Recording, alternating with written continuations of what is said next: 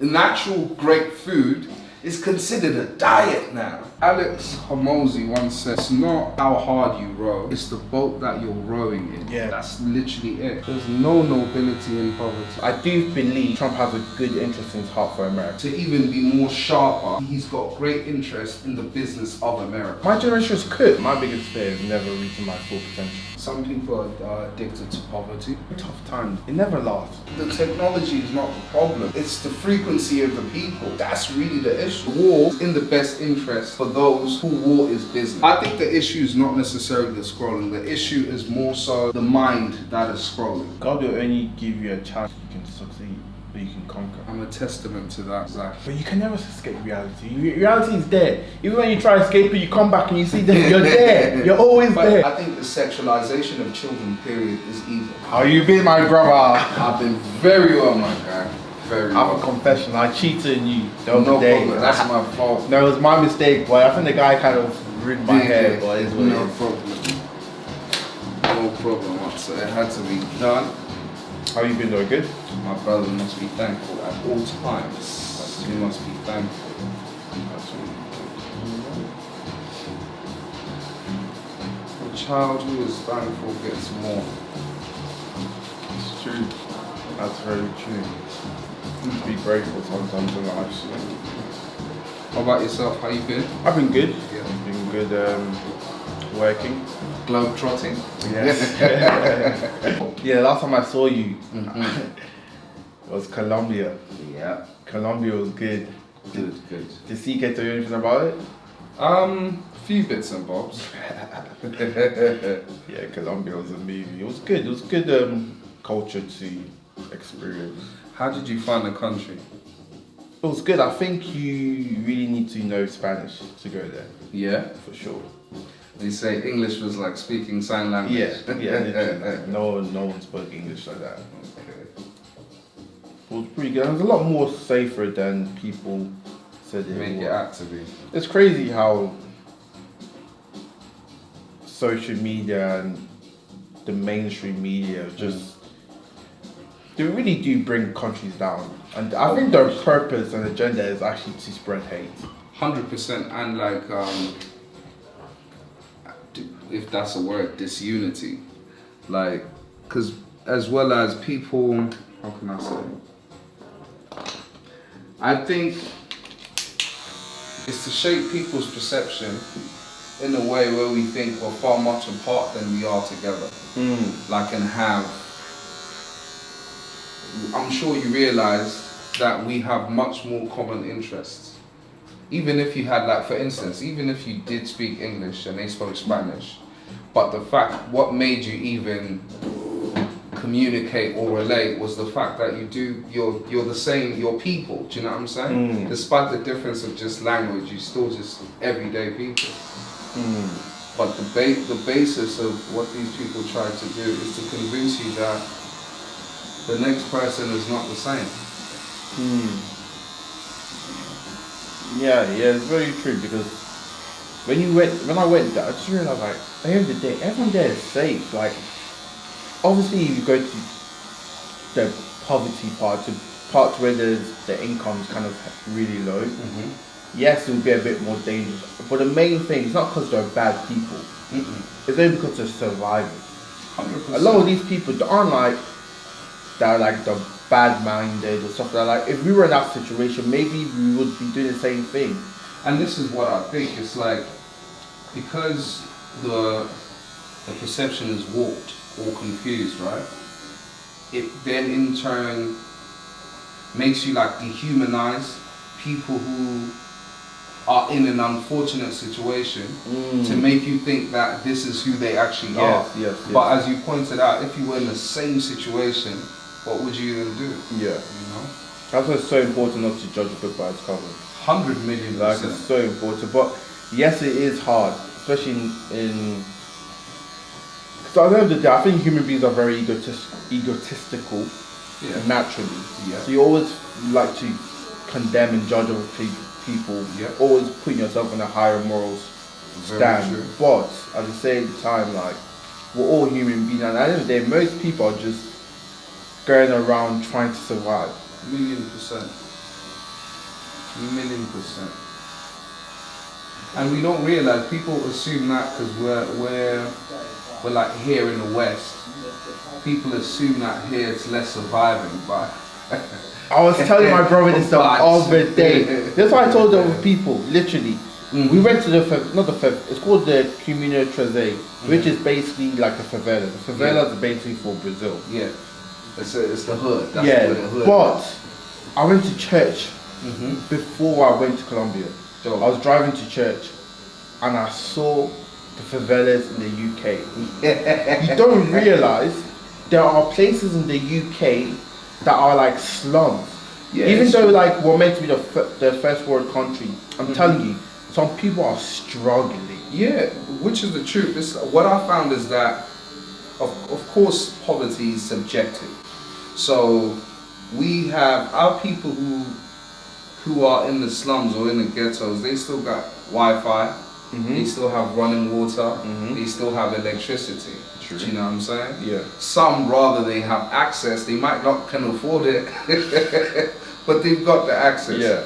But it's like relative, as opposed to somebody else has no Wi-Fi, no running water, and no electricity.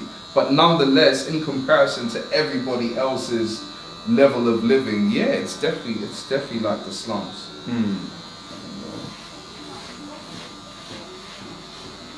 But it has gotten harder and harder for the average person over the years. It has gotten very hard.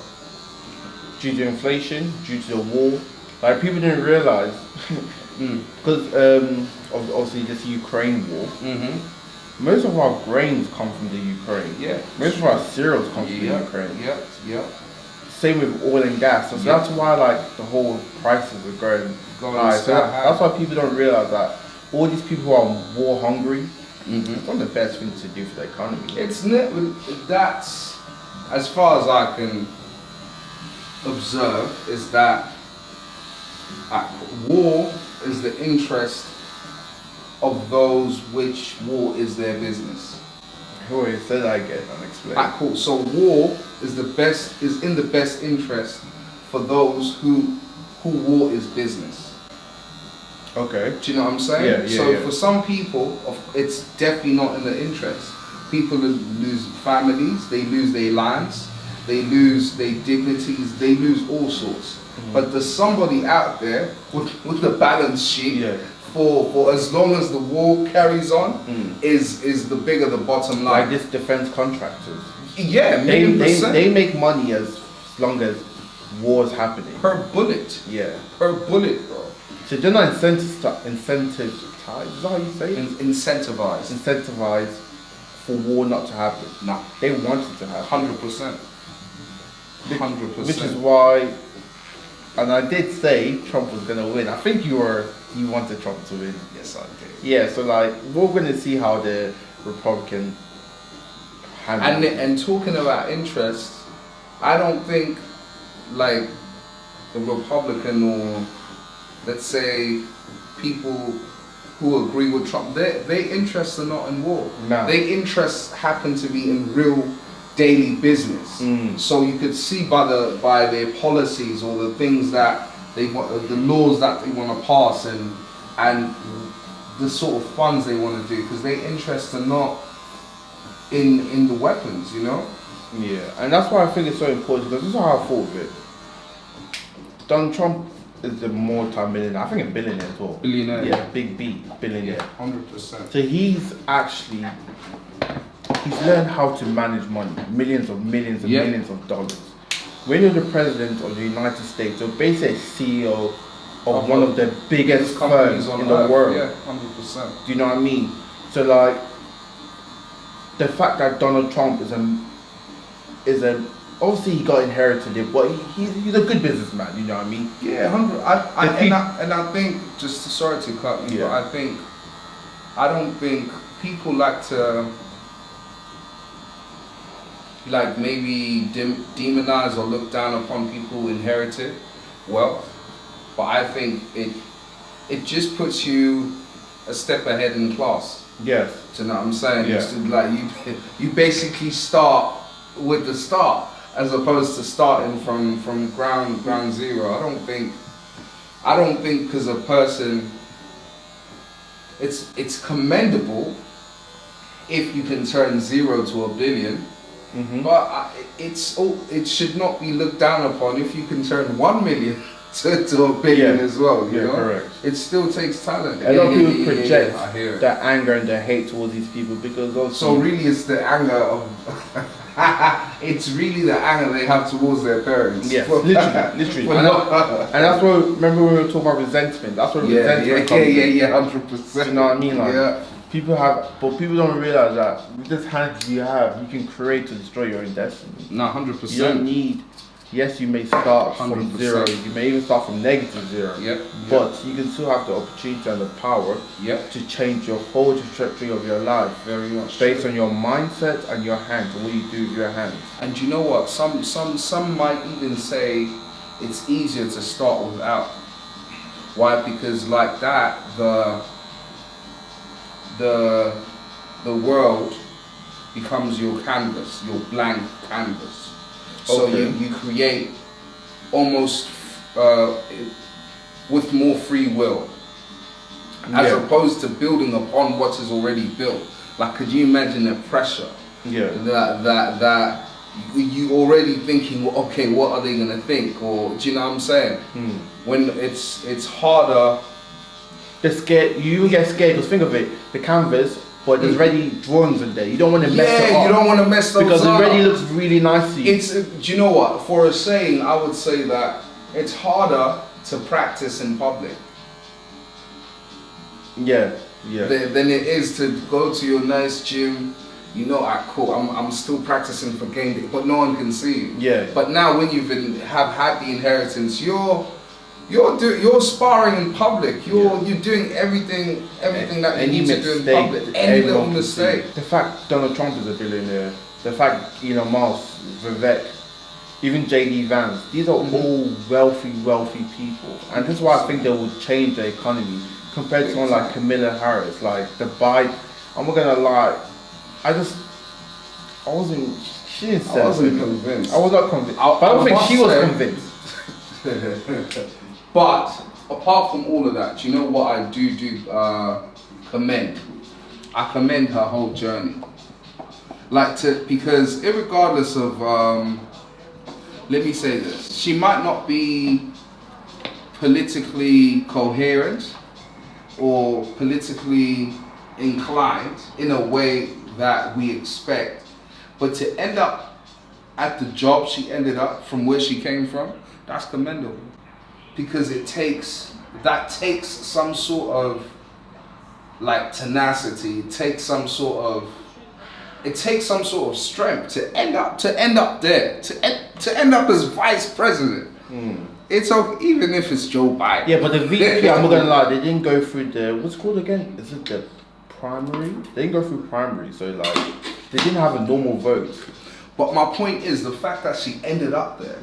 Yeah, but the thing, regardless of what we may see as the corruption and they actually handpicked her as opposed to the normal way to go around, but the fact that she's there, my G, for me it doesn't even matter. Like, we can say she could do the job, she can't do the job, but on a level of just hard work and being intentional about.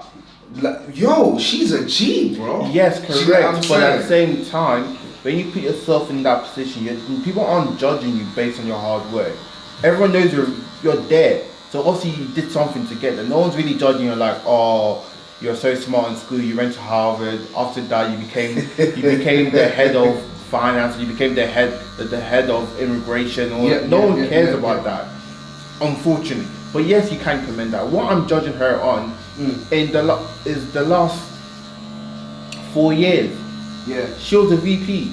Yeah. So everything Biden did, yes, it's like a chief commanding officer. You can't really question what they're doing, but you don't have to. You could quit the job if you don't agree with his morals or you don't agree with his principles. Yeah. So the fact is, she was there for 4 years. Yeah. And the United States went left. Yeah. So I'm judging her based on her job, on what she did. And this is why I make all the disclaimers. I said, she might not be politically coherent. She might not be with it. She might not even be competent.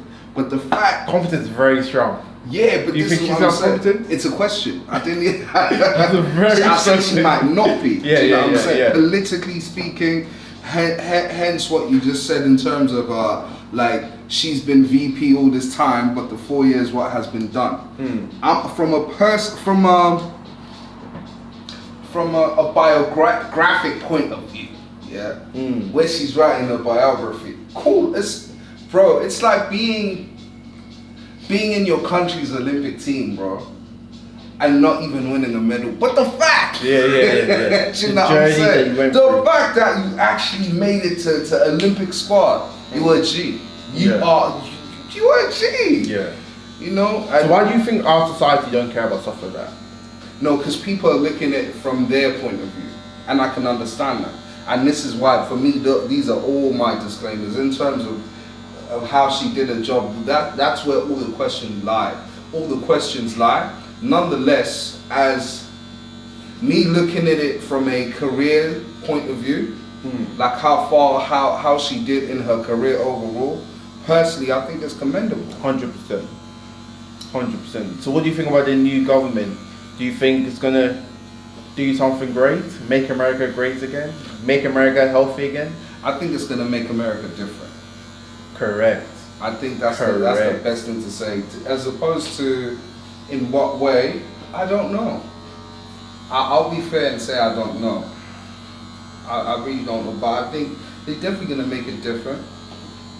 But it's all about interest, isn't it? So, pardon me. It's like here, Conservatives and Labour.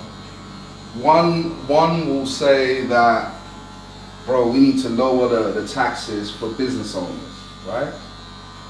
And the other will say, nah, you need to tax them, you know, because it's all about the interest. So it's where your interests lie. But from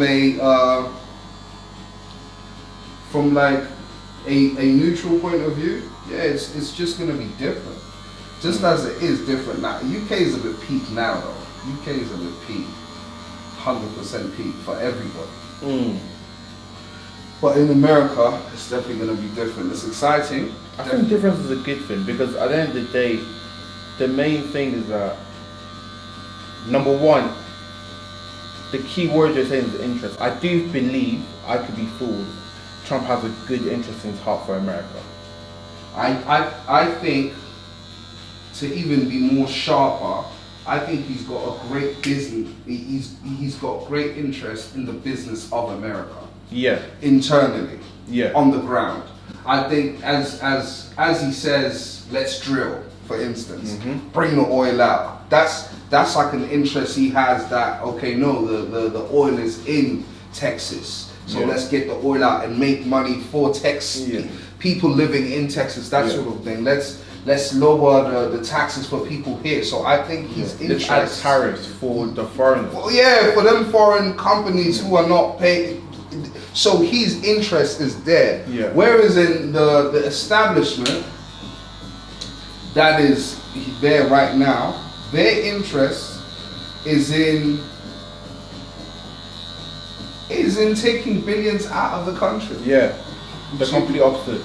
Literally, it's the opposite, you know. But so yeah, I think his interest is definitely more residential, in-house. Yeah, but the only sad thing is about the rhetoric in this whole campaign was crazy. The way they were like calling Trump Hitler, calling him fattest, racist. But they're saying the same to Camilla and the other. Like, I think that's. But the opposition. We don't need to do that. No. The reason I have an issue with this is now look. Okay, the day finally happened. The election happened. Now Trump won.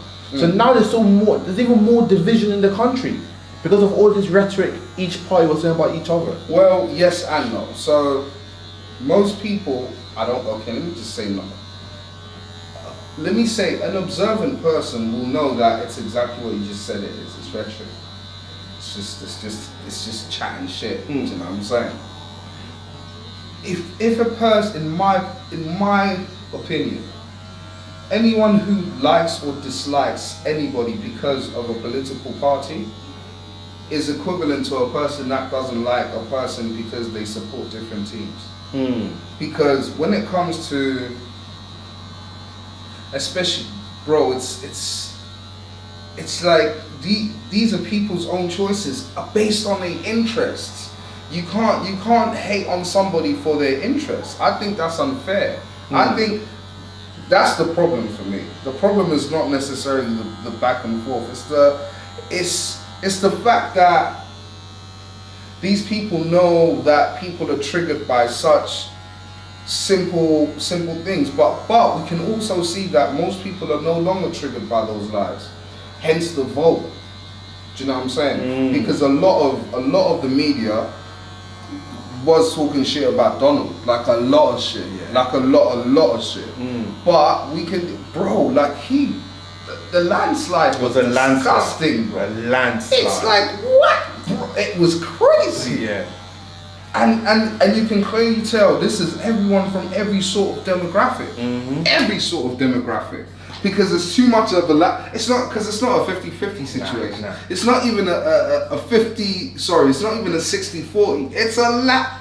Yeah, it was crazy. Do you know what I'm saying? So people are smarter. But the thing, I don't know about that, because people say yes, people are more aware of the propaganda the media yes, and how biased it is. But at the same time,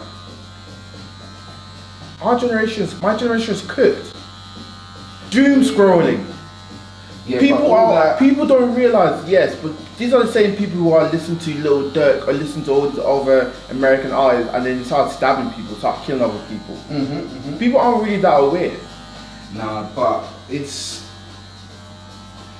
that is generally fucked. Like what you just described is fucked. The impressionability is the worst. It's at its height, you know, more so now than ever before. But in the same way, this generation is the most empowered in terms of tools. Like the ability to be able to reach millions of people in your hand. Bro, that's like some nuclear power. Yeah. Do you know what I'm saying? Yeah. Not unfortunately, but it just shows you what the frequency of the kids is on based on what's popular. So it's not necessarily the scrolling that's wrong, but what they're scrolling. So it's not necessarily the media, the social media, but it's what's on social media. But we do know there's an agenda. So most of your algorithms based, everything in this world is sexualized, number one. Right. So even if you are scrolling, you're going to see something that will sexualize, that's sexualized. Number two, hate is around us like it's never been. So even if you are scrolling, you're going to see hate. You go into a comment section, everyone believes they have a say, and everyone believes their opinion is right. Right. So even if you're saying it's not just doom scrolling, it is, because no matter on what you're scrolling on, even if you think it's business content or anything, you some way, somehow, the wrong information will find you. The over-sexualized stuff will find you. But the negativity will find you. The violence will find you. But we also now, in this breath, we have to take the utmost responsibility for ourselves. I think the issue is not necessarily the scrolling. The issue is more so the mind that is scrolling. You feel? So you know that all these things exist, right? So you just scroll the fuck away from them. Do you know what I'm saying? It's not like you just, it's that, it's this, it's that. The problem is the one who can't make that difference. That's the issue. The problem is the people who go in these rabbit holes, you know? But then that's the thing. As I said, it was TikTok, it was Facebook, so it was Meta, it was who else? Snapchat and 3 other people. They caught they went to Delaware and they were all in court basically, and all these senators saying that people are killing themselves in your program. Why do you think people are just a number? You don't care about them, blah, blah, blah, blah. But yes, maybe you can't sue the company, because I don't really think it's a company's fault. But at the same time, is that there's no age restriction for anything nowadays. But There's these little kids doing it, and then we know parents aren't really parenting nowadays. They don't really monitoring but I what don't the think kids are doing. the technology is not the problem. It's the frequency of the people. That's really the issue. I promise you right now, there's nothing wrong with technology.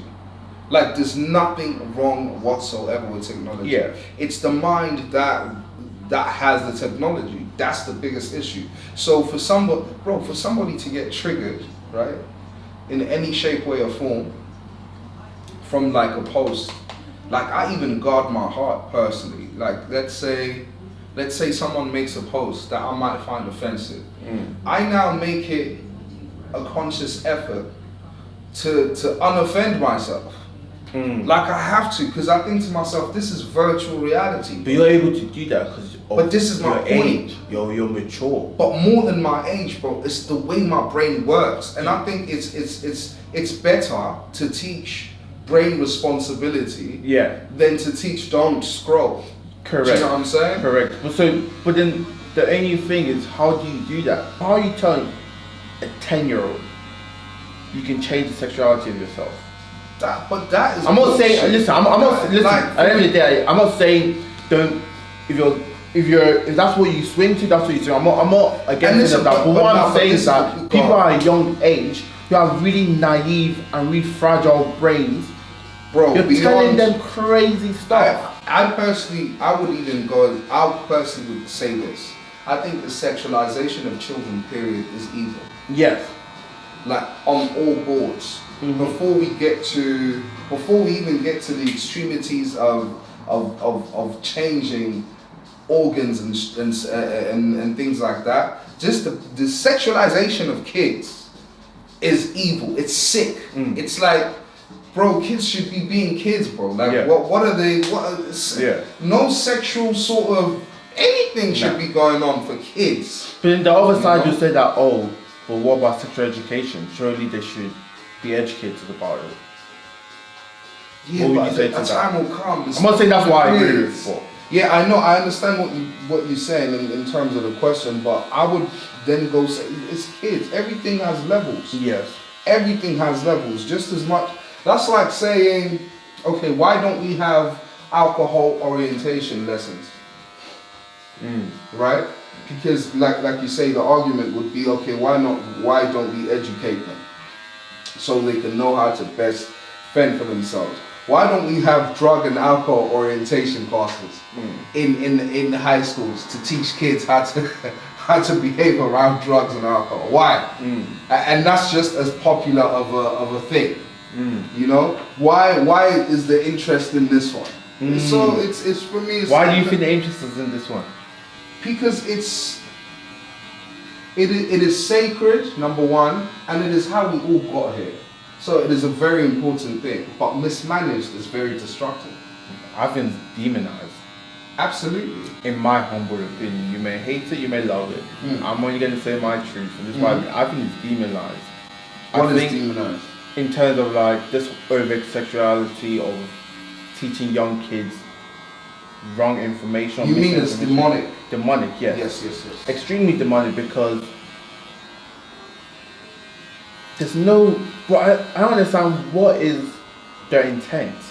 But this is what I'm saying. It's such a sacred thing that anything good, right, is especially a very good thing, right, can easily be made evil, just based on its goodness. Do you understand? Yeah. And its energy. That's why, for instance, with religion, right, people can easily manipulate people and then make them do wrong things based on religion. That's how good it's good. Like the book is good, the books are good, the faith is good, and so forth. But it's so good it could easily be warped. And this is sex, like I say, it's so sacred because this is how we all got here. This is how this works. Birds, bees, pollinate. It's how this runs. Do you know what I'm saying? So now to take this very sacred and important thing, and then pollute it. Yeah. To pollute it with very malleable minds. Very. So the minds are just malleable. They like. What's that? Is this cool? Let me just say clay. Just the mind's like clay. They can be molded into anything. That's dangerous. Such a sacred thing that is done with responsibility, because that thing is done. It's done with great responsibility. So you don't, bro. You don't teach primary school kids trigonometry. You just don't. You can't comprehend it. They can't. You know, and even it's like nah. Just the sexualization of kids is not it. Let's just be patient. And let them grow. Let them play. Let them develop in other ways first. You know. Do you know the way like everything's a cycle? So in terms of like, let's say for example, fashion. Nowadays people are wearing dad shoes, which was more of a fashion in the 90s. Nowadays men are wearing flares. Men are wearing oversized stuff. Do you think it will be the same for like in terms of kids?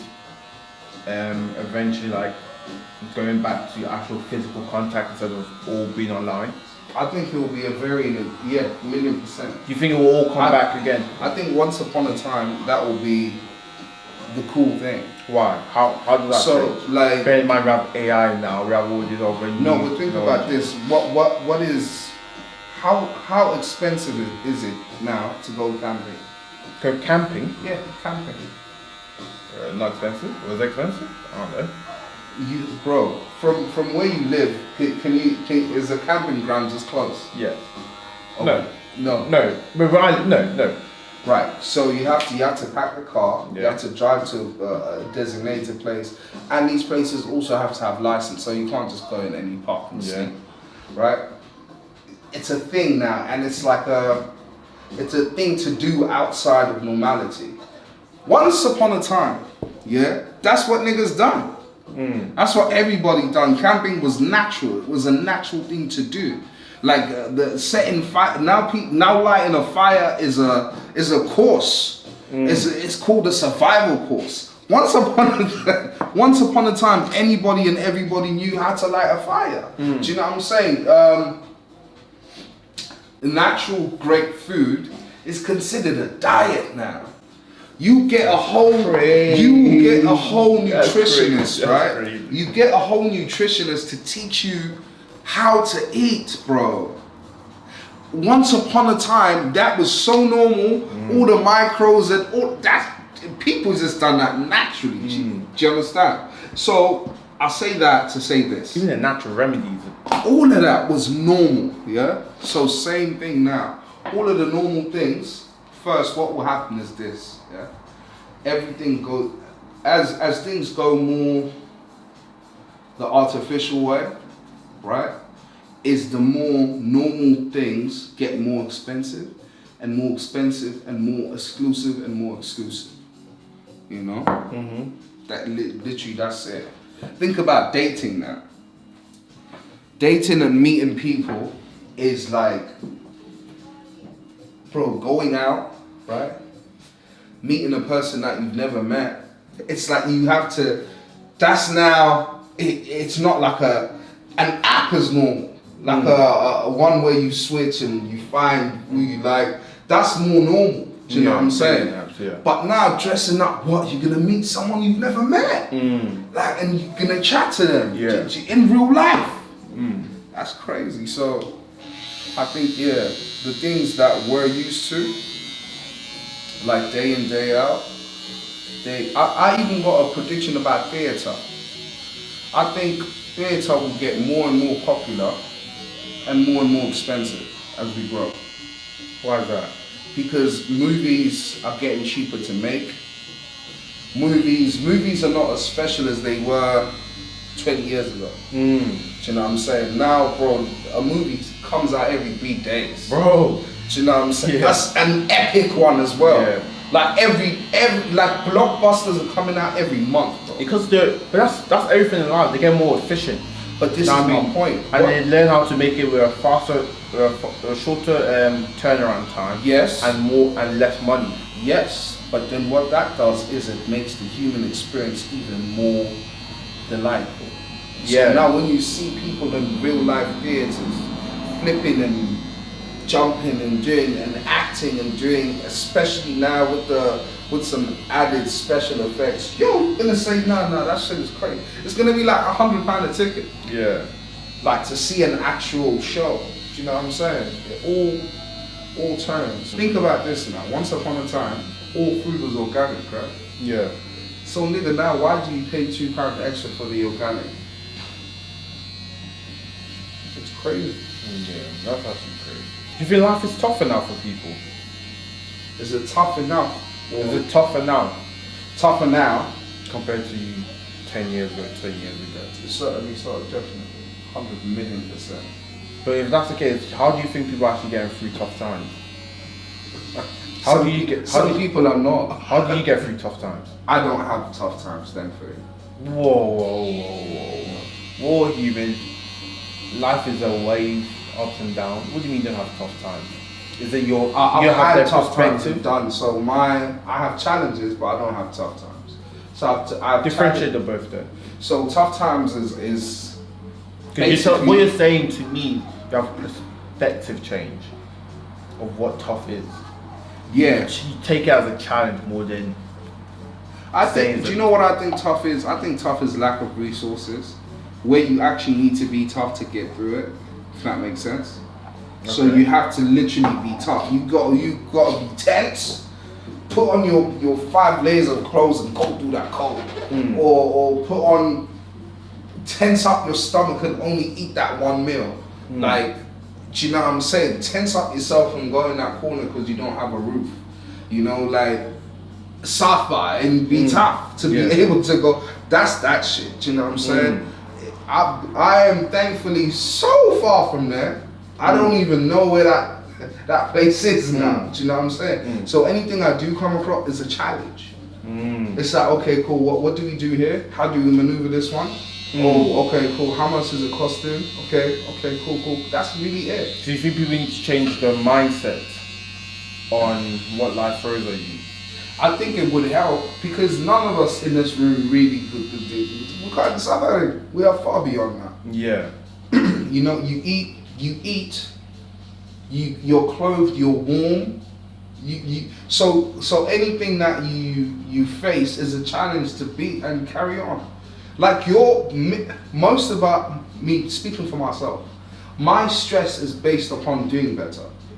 Yeah. Like it's really so. In another breath, someone would say I'm greedy. Do you know what I'm saying? Like, oh, is it not enough? You've got X, Y, Z. Is it not enough? But no, for me it's not enough because I'm of the way I'm inclined. But I definitely think most of us, especially most of us in the West, we have stresses of doing better. Yeah. Yeah, I think my biggest fear is never reaching my full potential. Yeah. Less of it being like, oh, I'm not going to be able to eat tonight, or I'm not going to be able to find a warm house. Yeah, that can be scary. That's because we're privileged. But exactly, extremely so. Bro, think about the next man. The next man will ask you if they can eat potential. That's where they at with it. They living so below. They not even there. Relative. It's all relative.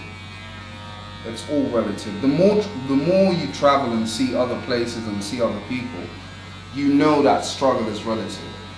So you start looking at your Wi-Fi router, which has gone down for the day, is nothing compared to the person who's got to walk 5 miles to school.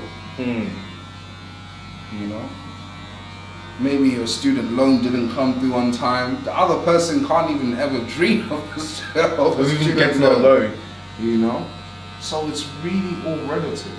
Yeah. One thing I do think if the world had more entrepreneurs, the world would be a better place. Or do you think it's good that some people are entrepreneurs, some people have been men, some people are the one hiring, some people are the workers? The hierarchy is based on the value people bring. And value is based upon some people having it and some people not having it. Or some people believing you have it. And some people believing you have it. But what I mean is this, that because somebody is worthless, speaking capitalistically, because no one is worthless, just speaking in terms of capitalism, like as you said, entrepreneurs or 9-to-5ers, the way the system is built, it's built off those hierarchies of value. So whatever value you bring to the table, and those value equivalents is what literally builds up and makes up the system. If it wasn't for those, then we would be in a utopia, is that the word? Yeah. Where everything is perfect and bliss. Yeah. But for that to happen, everything would have to be free. Yeah. And nothing would matter. Yeah. You know? In a way, that's what communism is. You know, when that's what they were doing in what do you call it? Russia, US, Cuba, and Well, Russia not- as well. Yeah, you're USSR. right. Yeah, where it doesn't matter, bro. You could be a doctor, or the bin man, or a social worker. Everyone get paid the same money. Do you agree with that? Nah, I don't. I think for me the capitalism's bug has bitten me, and I'm there with it. What's the capitalism bug? Capitalism bug is what we discussed, wanting more, wanting to fulfill your own potential to the greatest. You know, that's, in my opinion, that's like a conqueror's spirit. You start off, you might take over the next village, and then the next village. But surely there's a becomes downfall county. to that, because I always think like the goalpost is always changing. You're never satisfied. But you need to have a level of. I personally think if you're fulfilled within, even though you have your ambition and stuff like that, because you're fulfilled within, you can't get depressed. And when you do hit that goalpost, and even if it doesn't move, you're so content with life. But then that's just a question of being content in life. Because I think fulfilling your greatest potential has nothing to do with your being content in life. It's like happiness. You have to be. They say money doesn't buy happiness. I say it doesn't buy it, but it what's the word? It adds on to it. You know? Definitely adds on. 1,000,000%. So it would help if you were happy before, you'd be happier.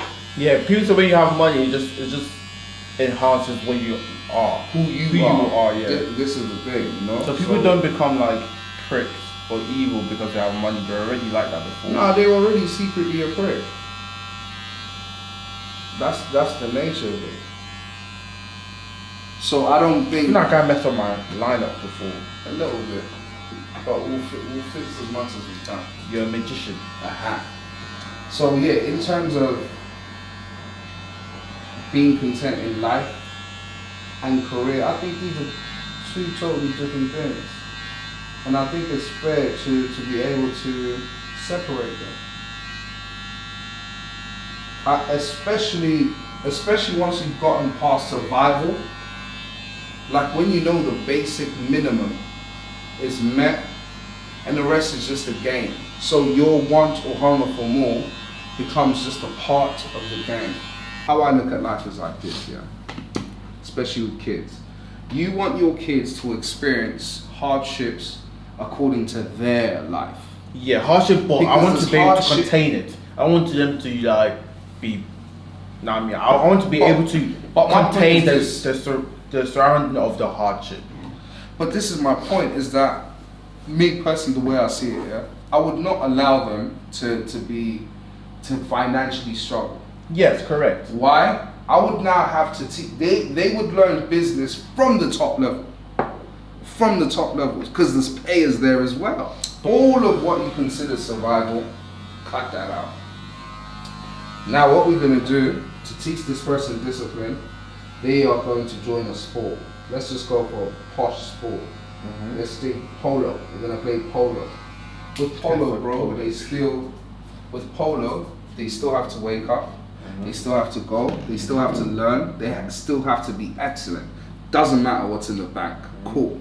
For manners, bro, on them levels, they still have to say hi, thank you, please. You can't be spoiled. You can't. It's impossible. Because you still have to know. You have to know how to sit at a fine dining restaurant, for instance. You still have to know how to socialize in order to network, in order to bring up the network. So that's being polite sorted, right? Bro, teach them how to be competitive on those stages, bro. Like, why would you want them to start at League One like you started? Teach them how to be competitive at the FIFA Championship, bro. Teach them, this is okay. This is where you start. Do you know what I'm saying? And this is what I mean about it. It's like, nah, G.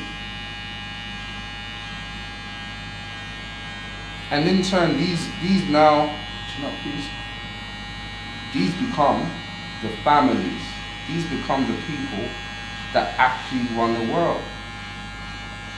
Because the brain can only do so much, right?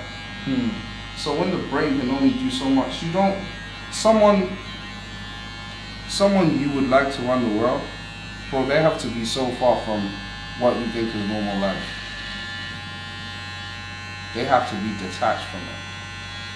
Why? But they're controlling people, or they're controlling the destiny of people who aren't detached from normal world, who are living a normal world. But then this is how they have to control it. You don't control it. It's so as the picture our rulers, the people that rule the system. Bro, you think they know these addresses of these people? No, nigga. This shit comes across as graphs and numbers and stuff like that. Okay, I'll even scale it down to just simple everyday. Do you know who are some of the most desensitized people? Midwives, doctors, and nurses. These people deal with people every single day, saving lives every single day. Don't you think they have to differentiate between who they can and who they cannot? They have to run the hospital to the best of its ability. Do you know the amount of desensitization that takes? Because you have to say no. Sometimes you have to see one who's dying already and you just got to be like, let them die.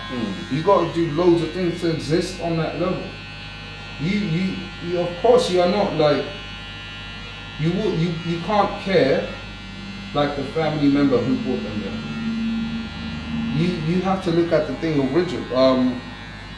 logically. And when it comes to now training leaders and so forth as well, it's literally how the cookie crumbles. You have to teach them to be somewhat logical and do the best for the whole group. What do you think about Christians that believe that you shouldn't be wealthy because you're a Christian? I think they're stupid. They feel like, the root of money is evil, all that rubbish. I think they're stupid. Because if they can stay, whatever that church is teaching, if that same church asks for tithe at the end of the sermon, whoever still believes that they don't need money is stupid. And my children shall perish, not for the lack of faith, but for the lack of knowledge. So that's what I think about those niggas.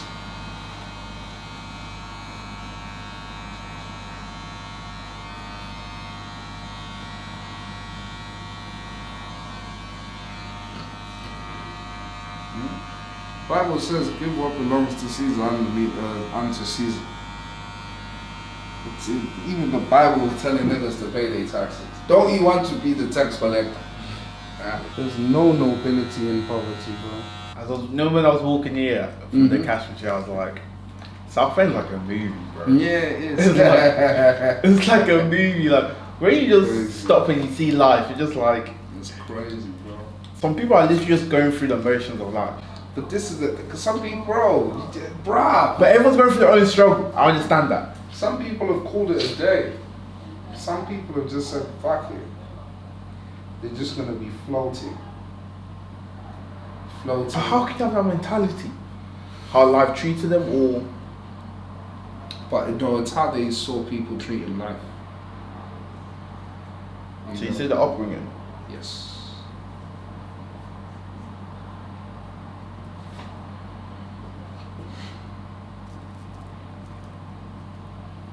And I think substance plays a big one. What do you mean? Substance abuse, drug abuse, But not a lot of people are on drugs. a lot of people are on drugs, bro. What do you think? I know. So a lot of people, I'm telling you, no one, hardly anyone who is sober has given up on life. When you see those who've given up on life, you literally see some substance that they're addicted to. Most of these people are using these drugs as coping mechanisms, aren't they? Escapism.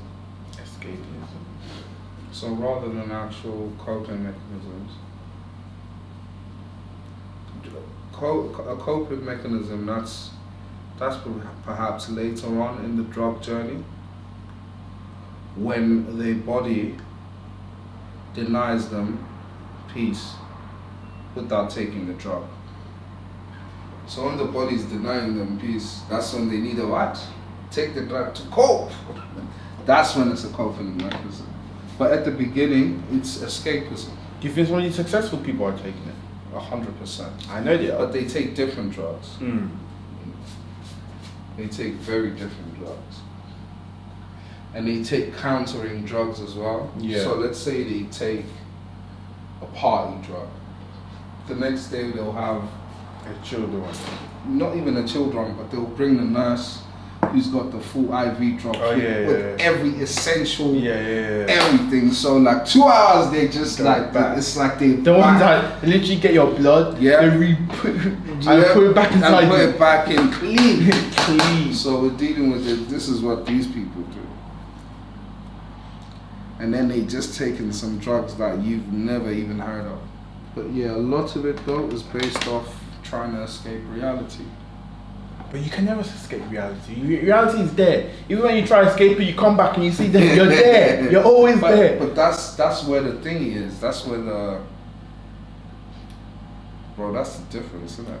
That's the thing. People just need to realize you can't escape reality. Just toughen up, man up, and tackle it. I truly believe God will only give you a chance. I know you can succeed, but you can conquer. It's true. Do you agree? 100%. Why do you agree? Because I'm a conqueror. I'm a testament to that, exactly.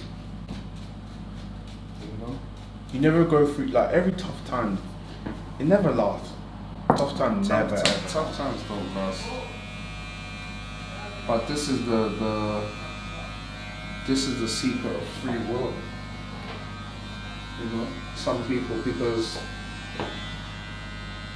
in life I've learned that addiction is not only to substance. Some people are addicted to poverty. You know, have you ever heard the sense of that? Do you think a person can go broke after winning £20 million? 100%. And you know what? Because they were never millionaires.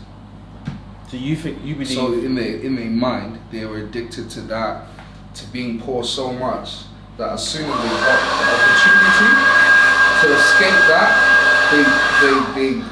they quickly went back to poverty. That's why sometimes even the hard workers aren't always the richest people. No, you have to be smart. Knowledge, innit? Knowledge is it.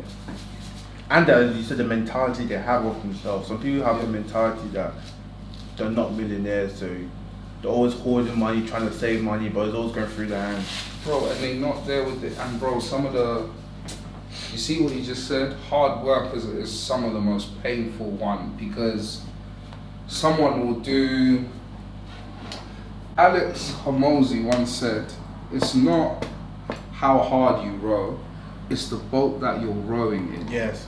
That's literally it. So somebody can put in, my nigga, 80 hours, 100 hours a week. But guess what? They're only putting in 100 hours a week baking pies. That's it.